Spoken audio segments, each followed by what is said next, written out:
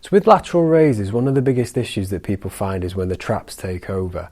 And usually the heavier they go, they'll feel it more in the neck and traps. But then if they go too light, you're not getting the stimulus that you want. So the key here is that actually you want to create more space and rotation in the shoulder capsule, so the GH joint. Because if this doesn't have mobility and if it can't rotate appropriately, this is when you're more likely to recruit muscles in other areas to create that abduction. So a simple warm-up is to grab a kettlebell like so.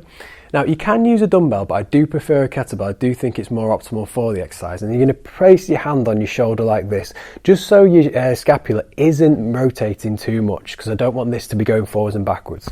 So the hand is just going to stay here to keep it in place, and you're going to rotate your palm in as much as you can and rotate it out. So inwards and outwards like so. So you go maximally outwards, so you're rotating your bicep out, and then maximally inwards and rotating your bicep in.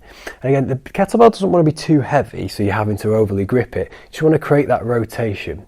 Now what you do here is you want to get almost like a corkscrew effect. So you can go pretty quickly. So you spin in and it gets a recoil and then spins out. And you're just going to keep doing this motion nice and steadily like so. And you could do anywhere between 10 each side, 10 each way, 30 seconds. The main thing is just to get that rotation and warm up the joint. Then you go to the switch to the other side. Again, hand on the shoulder, stabilizing, let the shoulder relax and rotate from side to side. Just getting that rotation, spinning each way. So I'm going to again take my bicep out and inwards like this. Now again, the reason we're doing this is because it's getting some decompression, it's lengthening those muscles right at the top of the humerus and where they attach, and as well as the rotator cuff.